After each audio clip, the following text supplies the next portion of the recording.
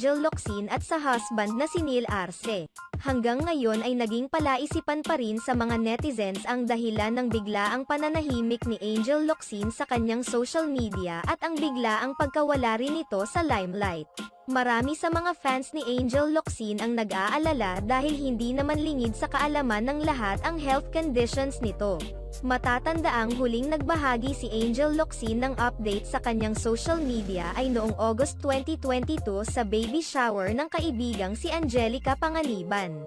Samantala, sa isang episode ng YouTube showbiz vlog ni OG Diaz, nagbigay siya ng idea sa mga fans ni Angel Locsin patungkol sa kalagayan ng actress ngayon.